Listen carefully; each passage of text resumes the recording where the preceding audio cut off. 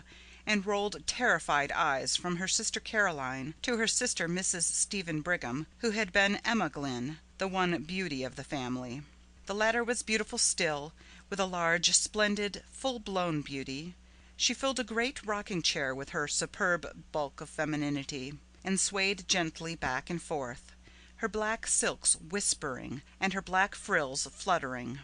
Even the shock of death, for her brother Edward lay dead in the house, could not disturb her outward serenity of demeanour. But even her expression of masterly placidity changed before her sister Caroline's announcement, and her sister Rebecca Ann's gasp of terror and distress in response. "I think Henry might have controlled his temper when poor Edward was so near his end," she said with an asperity which disturbed slightly the roseate curves of her beautiful mouth. "Of course he did not know," murmured Rebecca Ann in a faint tone. "Of course he did not know it," said Caroline quickly. She turned on her sister with a strange, sharp look of suspicion. Then she shrank as if from the other's possible answer. Rebecca gasped again. The married sister, Mrs. Emma Brigham, was now sitting up straight in her chair. She had ceased rocking and was eyeing them both intently, with a sudden accentuation of family likeness in her face. "What do you mean?" she said impartially to them both. Then she too seemed to shrink before a possible answer. She even laughed an evasive sort of laugh. "Nobody means anything," said Caroline firmly. She rose and crossed the room toward the door with grim decisiveness. "Where are you going?" asked Mrs. Brigham. "I have something to see to," replied Caroline, and the others at once knew by her tone that she had some solemn and sad duty to perform in the chamber of death. "Oh," said Mrs. Brigham. After the door had closed behind Caroline, she turned to Rebecca. "Did Henry have many words with him?" she asked. "They were talking very loud," replied Rebecca evasively. Mrs. Brigham looked at her. She had not resumed rocking. She still sat up straight, with a slight knitting of intensity on her fair forehead between the pretty rippling curves of her auburn hair. "Did you ever hear anything?" she asked in a low voice, with a glance toward the door. "I was just across the hall in the south parlour, and that door was open and this door ajar," replied Rebecca with a slight flush.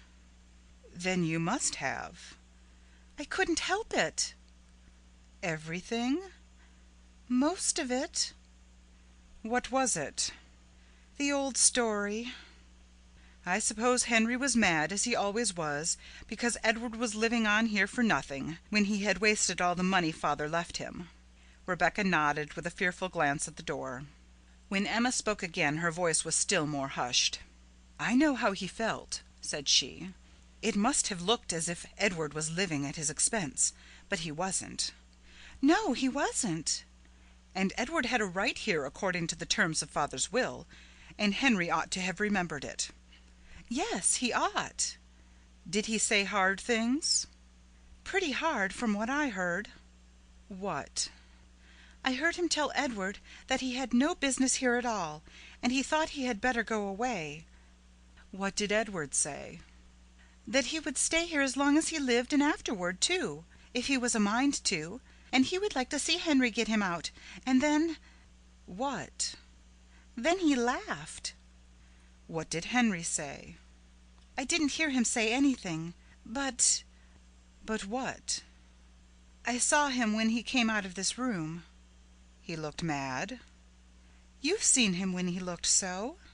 Emma nodded. The expression of horror on her face had deepened. "Do you remember that time he killed the cat because she had scratched him?" "Yes, don't." Then Caroline re-entered the room. She went up to the stove, in which a wood fire was burning. It was a cold, gloomy day of fall, and she warmed her hands, which were reddened from recent washing in cold water. Mrs. Brigham looked at her and hesitated. She glanced at the door, which was still ajar. It did not easily shut, being still swollen with the damp weather of the summer. She rose and pushed it together with a sharp thud, which jarred the house. Rebecca started painfully with a half exclamation. Caroline looked at her disapprovingly. "It is time you controlled your nerves, Rebecca," she said. Mrs. Brigham returned from the closed door, said imperiously that it ought to be fixed. It shut so hard. "It will shrink enough after we have had the fire a few days," replied Caroline. "I think Henry ought to be ashamed of himself for talking as he did to Edward," said Mrs. Brigham abruptly, but in an almost inaudible voice. "Hush," said Caroline, with a glance of actual fear at the closed door. "Nobody can hear with the door shut. I say again, I think Henry ought to be ashamed of himself. I shouldn't think he'd ever get over it, having words with poor Edward the very night before he died. Edward was enough sight better disposition than Henry, with all his faults." "I never heard him speak a cross word, unless he spoke cross to Henry that last night. I don't know but he did from what Rebecca overheard." "Not so much cross as sort of soft and sweet and aggravating," sniffed Rebecca. "What do you think really ailed Edward?" asked Emma in hardly more than a whisper. She did not look at her sister. "I know you said that he had terrible pains in his stomach and had spasms, but what do you think made him have them?" "Henry called it gastric trouble. You know Edward has always had dyspepsia." Mrs. Brigham hesitated a moment. "Was there any talk of an examination?" said she. Then Caroline turned on her fiercely. "No," said she in a terrible voice, "no." The three sisters' souls seemed to meet on one common ground of terrified understanding through their eyes. The old-fashioned latch of the door was heard to rattle, and a push from without made the door shake ineffectually. "It's Henry," Rebecca sighed rather than whispered. Mrs. Brigham settled herself, after a noiseless rush across the floor, into her rocking-chair again, and was swaying back and forth with her head comfortably leaning back, when the door at last yielded and Henry Glynn entered. He cast a covertly sharp, comprehensive glance at Mrs. Brigham with her elaborate calm, at Rebecca quietly huddled on the corner of the sofa with her handkerchief to her face, and only one small uncovered reddened ear, as attentive as a dog's, and at Caroline sitting with a strained composure in her armchair by the stove. She met his eyes quite firmly with a look of inscrutable fear, and defiance of the fear and of him. Henry Glynn looked more like this sister than the others. Both had the same hard delicacy of form and aquilinity of feature. They confronted each other with the pitiless immovability of two statues in whose marble lineaments emotions were fixed for all eternity. Then Henry Glynn smiled, and the smile transformed his face. He looked suddenly years younger, and an almost boyish recklessness appeared in his face. He flung himself into a chair with a gesture which was bewildering from its incongruity with his general appearance. He leaned his head back, flung one leg over the other, and looked laughingly at Mrs. Brigham. "I declare, Emma, you grow younger every year," he said. She flushed a little, and her placid mouth widened at the corners. She was susceptible to praise. "Our thoughts today ought to belong to the one of us who will never grow older," said Caroline in a hard voice. Henry looked at her, still smiling. "Of course, we none of us forget that," said he in a deep, gentle voice. "But we have to speak to the living, Caroline, and I have not seen Emma for a long time, and the living are as dear as the dead." "Not to me," said Caroline. She rose and went abruptly out of the room again. Rebecca also rose and hurried after her, sobbing loudly. Henry looked slowly after them. "Caroline is completely unstrung," said he. Mrs. Brigham rocked. A confidence in him inspired by his manner was stealing over her. Out of that confidence she spoke quite easily and naturally. "His death was very sudden," said she. Henry's eyelids quivered slightly, but his gaze was unswerving. "Yes," said he, "it was very sudden. He was sick only a few hours." "What did you call it?" "Gastric." "You did not think of an examination?" "There was no need. I am perfectly certain as to the cause of his death." Suddenly Mrs. Brigham felt a creep as of some live horror over her very soul. Her flesh prickled with cold before an inflection of his voice. She rose, tottering on weak knees. "Where are you going?" asked Henry in a strange, breathless voice. Mrs. Brigham said something incoherent about some sewing which she had to do, some black for the funeral, and was out of the room. She went up to the front chamber which she occupied. Caroline was there. She went close to her and took her hands, and the two sisters looked at each other. "Don't speak, don't! I won't have it," said Caroline finally in an awful whisper. "I won't," replied Emma. That afternoon the three sisters were in the study. Mrs. Brigham was hemming some black material. At last she laid her work on her lap. "It's no use. I cannot see to sew another stitch until we have a light," said she. Caroline, who was writing some letters at the table, turned to Rebecca in her usual place on the sofa. "Rebecca, you had better get a lamp," she said. Rebecca started up. Even in the dusk her face showed her agitation. "It doesn't seem to me that we need a lamp quite yet," she said in a piteous, pleading voice like a child's. "Yes, we do," returned Mrs. Brigham peremptorily. "I can't see to sew another stitch."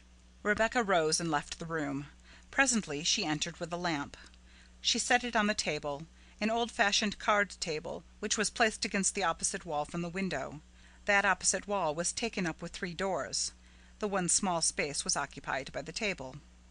"What have you put that lamp over there for?" asked Mrs. Brigham, with more of impatience than her voice usually revealed. "Why didn't you set it in the hall and have done with it? Neither Caroline nor I can see if it is on that table."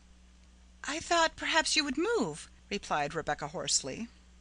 "If I do move, we can't both sit at that table.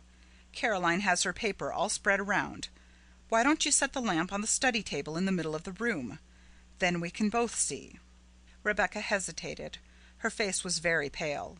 She looked with an appeal that was fairly agonizing at her sister Caroline. "Why don't you put the lamp on this table, as she says?" asked Caroline almost fiercely. "Why do you act so, Rebecca?" Rebecca took the lamp and set it on the table in the middle of the room without another word. Then she seated herself on the sofa and placed a hand over her eyes as if to shade them, and remained so. "Does the light hurt your eyes, and is that the reason why you didn't want the lamp?" asked Mrs. Brigham kindly. "I always like to sit in the dark," replied Rebecca chokingly. Then she snatched her handkerchief hastily from her pocket and began to weep. Caroline continued to write, Mrs. Brigham to sew. Suddenly Mrs. Brigham, as she sewed, glanced at the opposite wall. The glance became a steady stare. She looked intently, her work suspended in her hands. Then she looked away again and took a few more stitches. Then she looked again, and again turned to her task. At last she laid her work in her lap and stared concentratedly. She looked from the wall round the room, taking note of the various objects. Then she turned to her sisters. "What is that?" said she. "What?" asked Caroline harshly. "That strange shadow on the wall," replied Mrs. Brigham. Rebecca sat with her face hidden. Caroline dipped her pen in the inkstand. "Why don't you turn around and look?" asked Mrs. Brigham in a wondering and somewhat aggrieved way. "I am in a hurry to finish this letter," replied Caroline shortly. Mrs. Brigham rose, her work slipping to the floor, and began walking around the room, moving various articles of furniture, with her eyes on the shadow. Then suddenly she shrieked out. "Look! Look at this awful shadow! What is it? Caroline, look! Look! Rebecca, look! What is it?" All Mrs. Brigham's triumphant placidity was gone. Her handsome face was livid with horror. She stood stiffly pointing at the shadow. Then, after a shuddering glance at the wall, Rebecca burst out in a wild wail. "Oh, Caroline, there it is again! There it is again!" "Caroline Glynn, you look!" said Mrs. Brigham. "Look! What is that dreadful shadow?" Caroline rose, turned, and stood confronting the wall. "How should I know?" she said. "It has been there every night since he died," cried Rebecca. "Every night?"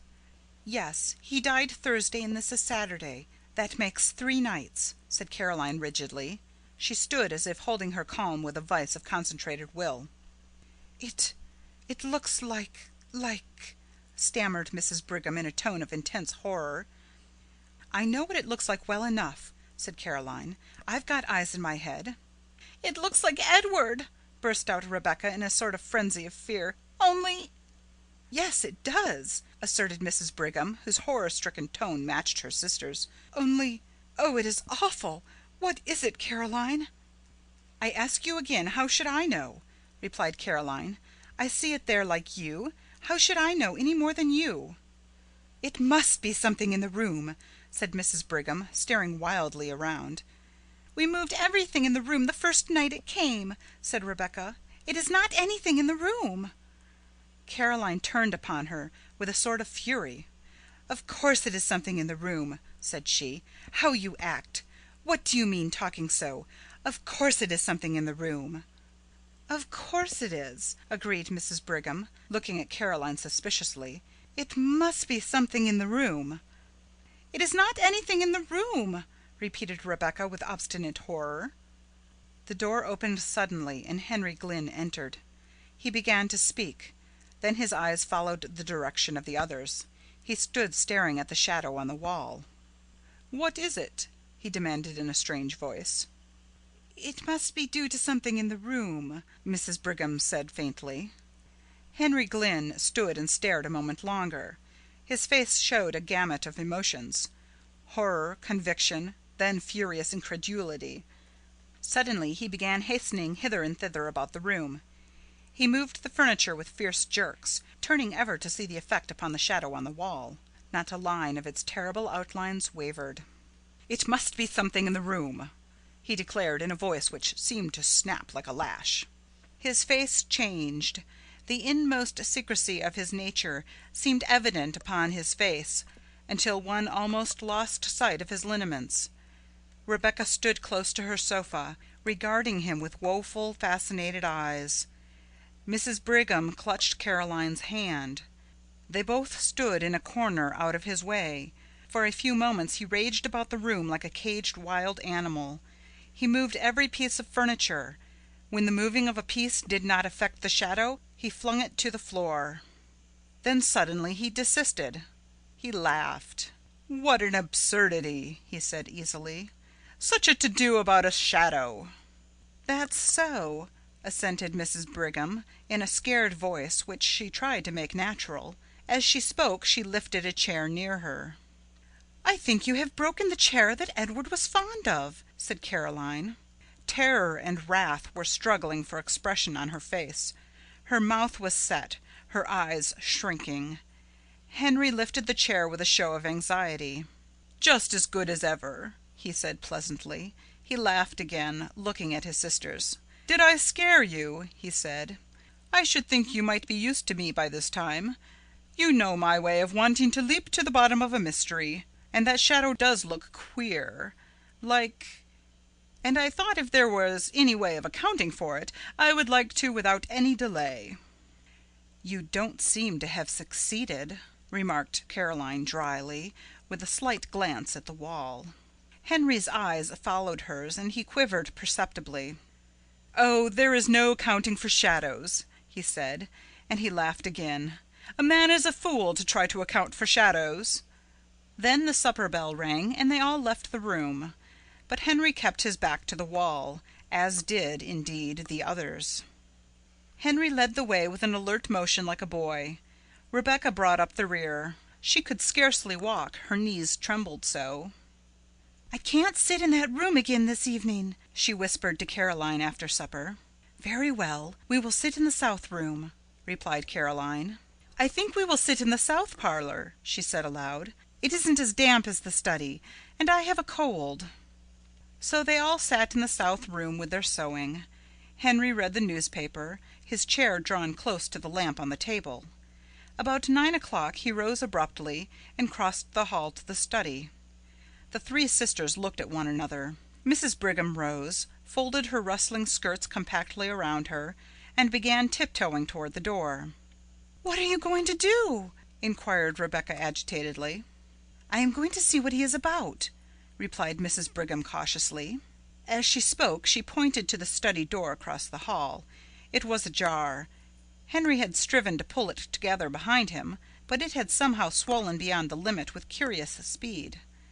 It was still ajar, and a streak of light showed from top to bottom. Mrs. Brigham folded her skirts so tightly that her bulk with its swelling curves was revealed in a black silk sheath, and she went with a slow toddle across the hall to the study door. She stood there, her eye at the crack. In the south room Rebecca stopped sewing and sat watching with dilated eyes. Caroline sewed steadily. What Mrs. Brigham, standing at the crack in the study door, saw was this. Henry Glynn, evidently reasoning that the source of the strange shadow must be between the table on which the lamp stood and the wall, was making systematic passes and thrusts with an old sword, which had belonged to his father, all over and through the intervening space. Not an inch was left unpierced. He seemed to have divided the space into mathematical sections. He brandished the sword with a sort of cold fury and calculation. The blade gave out flashes of light. The shadow remained unmoved. Mrs. Brigham, watching, felt herself cold with horror. Finally Henry ceased and stood with the sword in hand and raised as if to strike, surveying the shadow on the wall threateningly. Mrs. Brigham toddled back across the hall and shut the south room door behind her before she related what she had seen. "He looked like a demon," she said again. "Have you got any of that old wine in the house, Caroline? I don't feel as if I could stand much more." "Yes, there's plenty," said Caroline. "You can have some when you go to bed." "I think we all had better take some," said Mrs. Brigham. "Oh, Caroline, what—" "Don't ask. Don't speak," said Caroline. "No, I'm not going to," replied Mrs. Brigham. "But—" Soon the three sisters went to their chambers and the south parlor was deserted. Caroline called to Henry in the study to put out the light before he came upstairs. They had been gone about an hour when he came into the room bringing the lamp which had stood in the study. He set it on the table and waited a few minutes, pacing up and down. His face was terrible. His fair complexion showed livid, and his blue eyes seemed dark blanks of awful reflections. Then he took up the lamp and returned to the library. He set the lamp on the center table and the shadow sprang out on the wall. Again he studied the furniture and moved it about, but deliberately, with none of his former frenzy. Nothing affected the shadow. Then he returned to the south room with the lamp and again waited. Again he returned to the study and placed the lamp on the table, and the shadow sprang out upon the wall. It was midnight before he went upstairs. Mrs. Brigham and the other sisters, who could not sleep, heard him. The next day was the funeral. That evening the family sat in the south room. Some relatives were with them. Nobody entered the study until Henry carried a lamp in there after the others had retired for the night. He saw again the shadow on the wall leap to an awful life before the light. The next morning at breakfast Henry Glynn announced that he had to go to the city for 3 days. The sisters looked at him with surprise. He very seldom left home, and just now his practice had been neglected on account of Edward's death. "How can you leave your patients now?" asked Mrs. Brigham wonderingly. "I don't know how to, but there is no other way," replied Henry easily. "I have had a telegram from Dr. Mitford." "Consultation?" inquired Mrs. Brigham. "I have business," replied Henry. Dr. Mitford was an old classmate of his who lived in a neighboring city and who occasionally called upon him in the case of a consultation. After he had gone, Mrs. Brigham said to Caroline that, after all, Henry had not said that he was going to consult with Dr. Mitford, and she thought it very strange. "Everything is very strange," said Rebecca with a shudder. "What do you mean?" inquired Caroline. "Nothing," replied Rebecca. Nobody entered the study that day, nor the next. The third day Henry was expected home, but he did not arrive, and the last train from the city had come. "I call it pretty queer work," said Mrs. Brigham. "The idea of a doctor leaving his patients at such a time as this, and the idea of a consultation lasting 3 days. There is no sense in it, and now he has not come. I don't understand it, for my part." "I don't either," said Rebecca. They were all in the south parlor. There was no light in the study. The door was ajar. Presently Mrs. Brigham rose.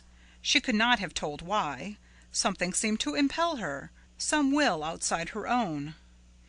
She went out of the room, again wrapping her rustling skirts round that she might pass noiselessly, and began pushing at the swollen door of the study. "She has not got any lamp," said Rebecca in a shaking voice. Caroline, who was writing letters, rose again, took the only remaining lamp in the room, and followed her sister. Rebecca had risen, but she stood trembling, not venturing to follow. The doorbell rang, but the others did not hear it. It was on the south door on the other side of the house from the study. Rebecca, after hesitating until the bell rang the second time, went to the door. She remembered that the servant was out. Caroline and her sister Emma entered the study. Caroline set the lamp on the table. They looked at the wall, and there were two shadows. The sisters stood clutching each other, staring at the awful things on the wall. Then Rebecca came in, staggering, with a telegram in her hand. "Here is a telegram," she gasped. "Henry is dead." End of Shadows on the Wall by Mary E. Wilkins Freeman.